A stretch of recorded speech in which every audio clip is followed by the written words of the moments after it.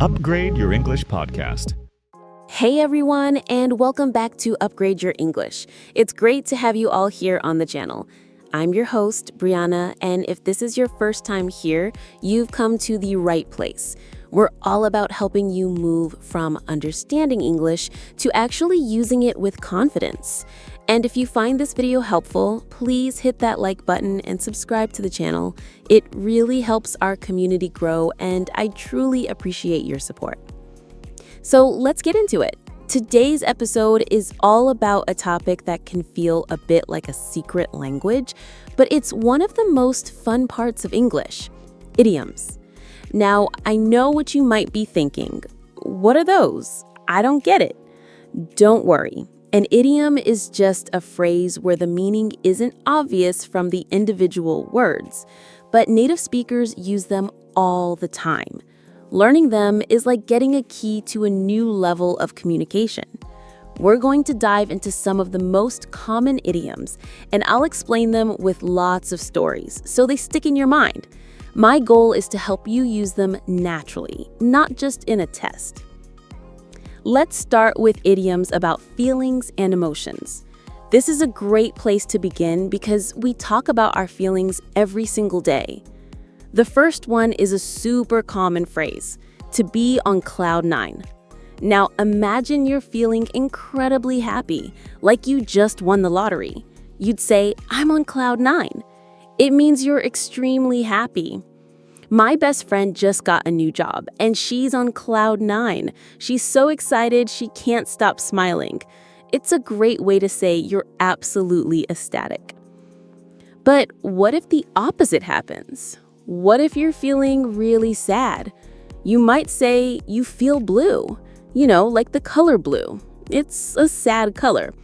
So if your favorite TV show ends, you might feel a little blue for a few days. You're not crying, but you're just a little bit sad. I was feeling a bit blue last week because the weather was terrible, but then the sun came out and I felt better. See, it's a simple way to describe a feeling. Okay, let's move on to another one. This is one you might hear at a wedding or before a big test. Break a leg. This doesn't mean you actually want someone to break their leg, of course not. It means good luck. It's a fun and common way to wish someone success.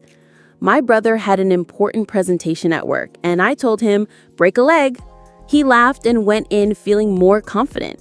It's a cool way to sound like you're in the know. Now, here's one for when something is super easy: a piece of cake. Imagine a math problem that's really simple. You could say, "This problem is a piece of cake." It means it's incredibly easy to do. My last homework assignment was a piece of cake. I finished it in 10 minutes. It's a great idiom to use in everyday situations. What about when you're in trouble? We say, "You're in hot water." This doesn't mean you're in a bath. It means you're in trouble or a difficult situation. My friend was late to work 3 days in a row, and he was in hot water with his boss. His boss wasn't happy at all. It's a good way to describe a bad situation without being too serious about it. Let's switch to something more conversational. If you're ready to listen very carefully to someone, you can tell them, "I'm all ears." It means you're ready to listen. It's a great way to show someone you're giving them your full attention. When my friend told me she had a big secret, I said, "Tell me, I'm all ears." It made her feel like I was really listening. And finally, for this part, let's talk about money. If something is really, really expensive, we say it costs an arm and a leg. Imagine a brand new car. It costs an arm and a leg. It doesn't mean you literally have to give your limbs. It just means it's incredibly expensive. My new phone cost an arm and a leg, but I love it. It's a perfect idiom to use when you're talking about prices. So we've talked about a lot of emotions and things.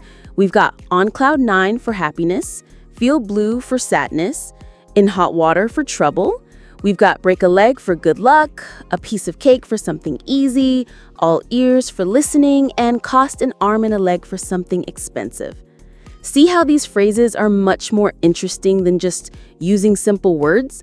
They bring a lot of color to the language. Okay, that's all we have time for in this segment. Let's take a quick break, and after that, we'll dive into some more idioms about daily life and work. All right, let's keep going. In the first part, we talked all about idioms for feelings and emotions. Now let's dive into a topic we all know, work and money. These idioms are great for talking about your job, your studies, and even your bank account. Let's start with a really common one you'll hear in school or at work, to hit the books. This doesn't mean you're going to punch a book. It just means to study very hard.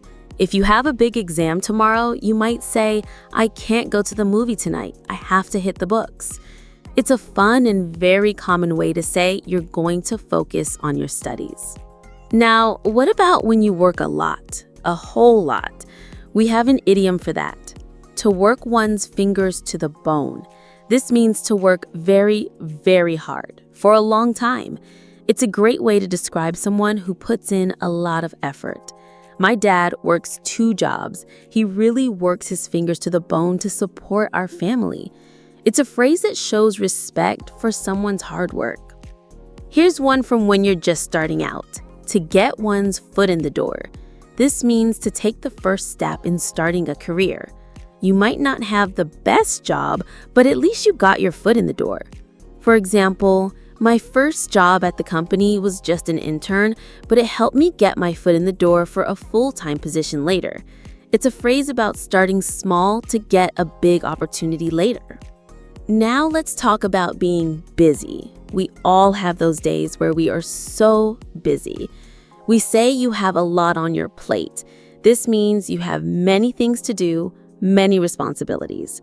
Right now, I have a big project at work, a new podcast episode to plan, and I'm moving apartments. I really have a lot on my plate.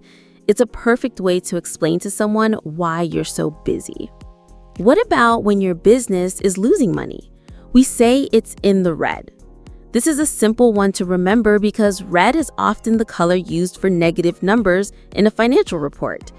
If my small coffee shop loses money this month, we'll be in the red. The opposite is in the black, which means you're making money. Let's talk about conversations.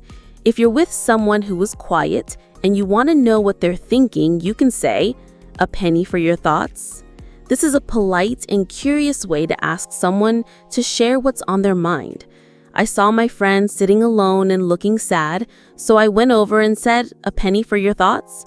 It's a very kind way to invite someone to talk. And what about teamwork? When you're in a team, everyone needs to pull their weight. This means everyone needs to do their fair share of the work. If one person on the team is lazy, they are not pulling their weight. It's important for a team to be successful that everyone pulls their weight. Now, imagine you try to solve a problem and it doesn't work. What do? You go back to the drawing board. This means you have to start all over again with a new plan.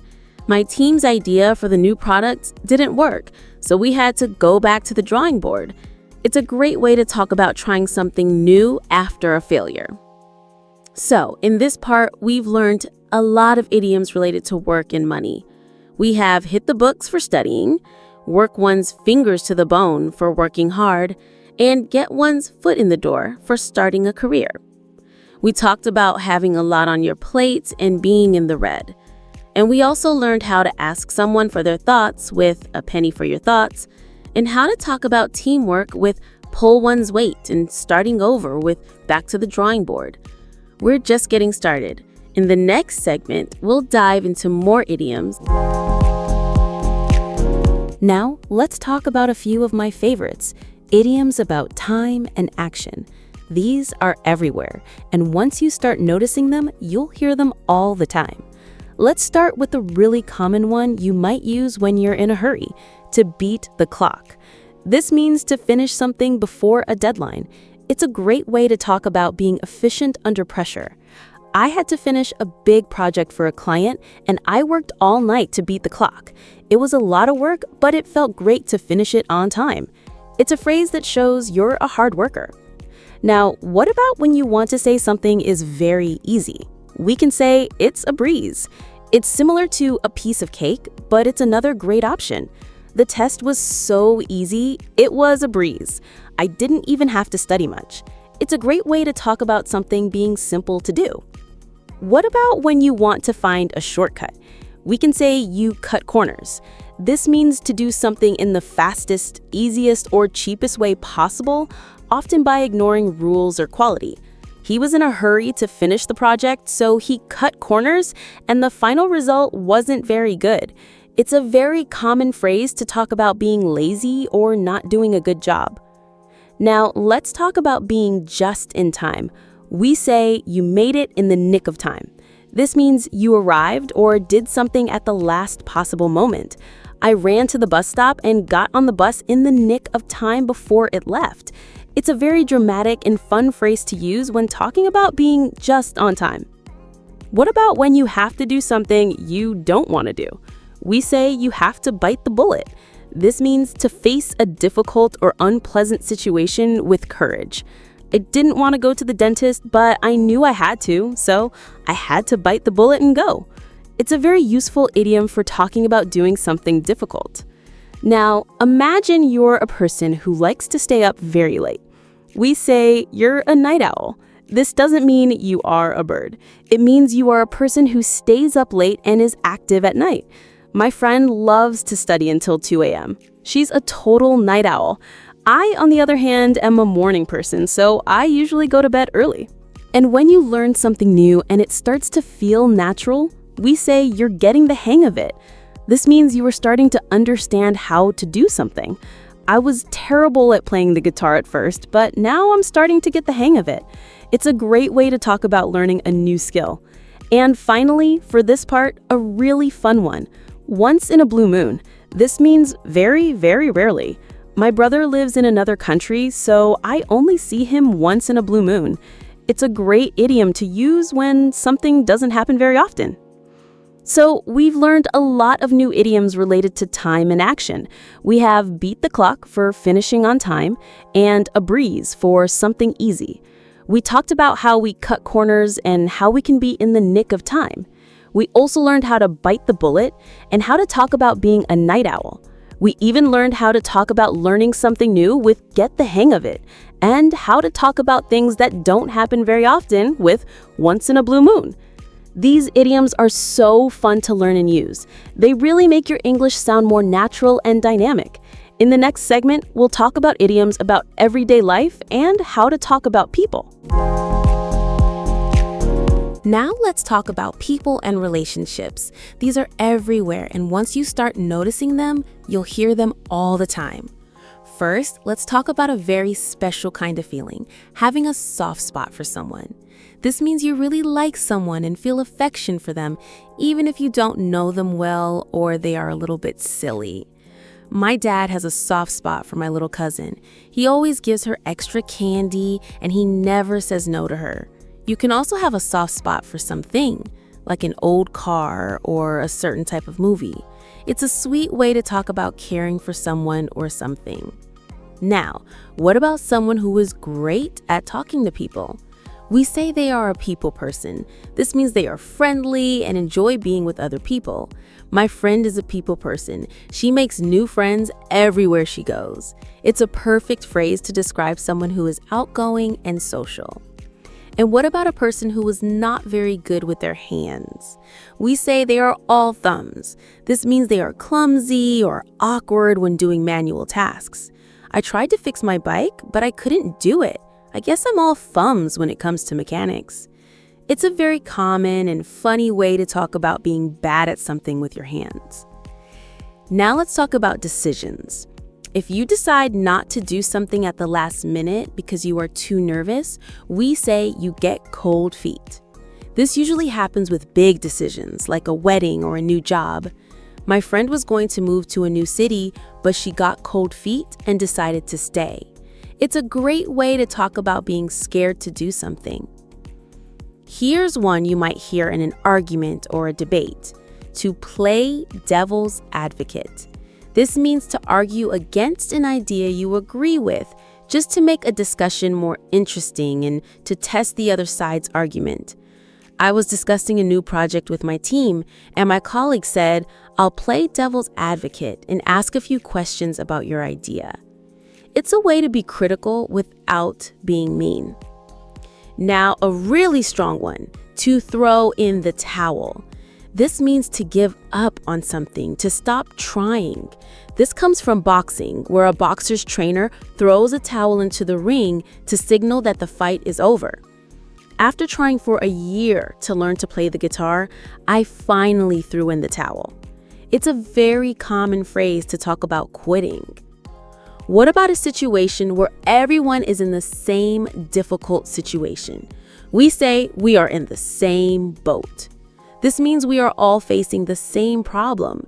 My colleague and I are both working on a difficult project. We are in the same boat. We can help each other. It's a great way to talk about a shared experience. And finally, for this part, a great compliment, to be a jack of all trades. This means to be good at many different things. My brother can fix cars, cook great food, and build furniture. He's a real jack of all trades. It's a fun and common way to describe someone who is very skilled. So in this segment, we've learned a lot of new idioms related to people and relationships. We have a soft spot for someone and be a people person. We talked about how someone can be all thumbs and how to get cold feet. We also learned how to play devil's advocate, throw in the towel, and how to talk about a shared experience within the same boat. We even learned how to describe a very skilled person with a jack of all trades. These idioms are so fun to learn and use. They really make your English sound more natural and dynamic. In the next segment, we'll talk about idioms about everyday life and advice. Let's keep rolling. Now, let's talk about advice and common sense. These are everywhere, and once you start noticing them, you'll hear them all the time. First, let's talk about a common mistake people make: to bite off more than you can chew. This means to take on a task that is too big or difficult for you to handle.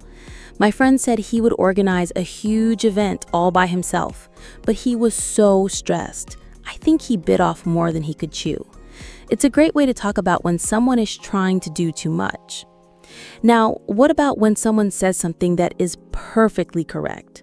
We say, they hit the nail on the head. This means they have said something exactly right. My colleague was explaining the problem with our project, and she completely hit the nail on the head. She knew exactly what was wrong. It's a great compliment to give to someone who is very smart or has a great idea. And what about a situation that becomes difficult to control? We say, it's getting out of hand. My little brother's birthday party started with a few friends, but then more people showed up and it was so loud. The party was starting to get out of hand. It's a perfect phrase to talk about a situation that is losing control. Now, let's talk about something a little sadder. If you make a mistake and someone says something to make it worse, they add insult to injury. This means to make a bad situation even worse. I was late for my job interview, and then the interviewer told me my resume was a mess. That was really adding insult to injury. It's a very common phrase to talk about a double negative. Here's one that's a lot of fun: to let the cat out of the bag. This means to accidentally reveal a secret. My friend was planning a surprise party for me, but her husband told me about it. He let the cat out of the bag. It's a very common idiom for secrets. What about a situation where you need to leave? We say, you have to hit the road. This means to start a journey or to leave a place. It's time for me to go home. I have to hit the road. It's a great way to say goodbye to friends in a very informal way. And finally, for this part, a great one for when you need to make a decision: to take a leap of faith. This means to make a decision without knowing if it will work out, but you believe in it. I didn't know if my new business would be successful, but I decided to take a leap of faith. It's a very strong and positive way to talk about a big decision. So, in this segment, we've learned a lot of new idioms related to advice and common sense. We have to bite off more than you can chew, to hit the nail on the head, and to get out of hand. We also talked about how someone can add insult to injury and how to let the cat out of the bag. We even learned how to hit the road and how to take a leap of faith. These idioms are so fun to learn and use. They really make your English sound more natural and dynamic. In the next segment, we'll talk about idioms about everyday life and how to talk about money. All right, let's talk about everyday situations and common sense. These are everywhere, and once you start noticing them, you'll hear them all the time. First, let's talk about a very common phrase you can use at the end of a long day: to hit the hay. This means to go to bed or go to sleep. It's a fun, informal way to say you're ready to get some rest. I had a really busy day at work and now I'm exhausted. I'm going to hit the hay early tonight. It's a great way to talk about being tired. Now, what about when you want to make a long story short? You can say to cut to the chase. This means to get to the main point without wasting time on details. If someone is telling you a long, boring story, you could say, just cut to the chase. What happened in the end? It's a bit informal, so use it with friends, not your boss. It's a good way to move a conversation along. And here's a great one for when you need to talk about something that is on your mind. We say you need to get something off your chest. This means to confess something or talk about a problem that has been bothering you for a long time. My friend was looking really stressed, so I asked her what was wrong. She said, I have to get this off my chest. And she told me all about her problems. It's a great way to talk about a conversation that is difficult but necessary. Now, let's talk about when something is not special. We say it is a dime a dozen. This means it is very common and not special at all. In my city, there are a lot of coffee shops. They are a dime a dozen, so if you want to find a unique one, you have to look very carefully. It's a great way to talk about something that is very common. What about when someone says something that is perfectly correct? We say they hit the nail on the head. This means they have said something exactly right. My colleague was explaining the problem with our project, and she completely hit the nail on the head. She knew exactly what was wrong. It's a great compliment to give to someone who is very smart or has a great idea. Now, let's talk about trends. If you join a popular trend because everyone else is doing it, we say you jump on the bandwagon. This is a great idiom to talk about following a trend. Everyone started using a new social media app, so I decided to jump on the bandwagon and try it out. It's a fun and easy way to talk about trends. And what about something that is popular for a very short time? We say it is a flash in the pan. This means it is something that is popular for a very short time and then is quickly forgotten. That new band was really popular for a few months, but now they are a flash in the pan. It's a great way to talk about something that is not very successful for a long time. And finally, for this part, a great one for when you need to finish something, to call it a day. This means to stop working or doing something for the rest of the day. It's 5 p.m., so I think I'm going to call it a day and go home. It's a very common phrase to end your workday. So, in this segment, we've learned a lot of new idioms related to everyday life. We have to hit the hay for going to bed and to cut to the chase for getting to the point. We talked about how to get something off your chest and how something can be a dime a dozen. We also learned how to hit the nail on the head, jump on the bandwagon, and how something can be a flash in the pan. We even learned how to end our workday with call it a day. These idioms are so fun to learn and use. They really make your English sound more natural and dynamic. In the next and final segment, we'll review all the idioms we've learned and talk about how you can practice them to make them a part of your daily conversations. All right, let's get into the final part of our show. We've talked about so many amazing idioms today. We've covered everything from emotions to work and from people to advice. But before we finish, I want to take a moment to talk about the most important part of this whole episode: practice and mindset. We learned so many cool idioms, from being on cloud 9 when you're super happy to feeling a bit blue when you're sad. We talked about how to work your fingers to the bone and how to get your foot in the door at a new job. And we learned that if something is easy, it's a piece of cake. We even learned how to hit the hay when you're tired and to call it a day when your workday is done. But just listening to these idioms once is not enough.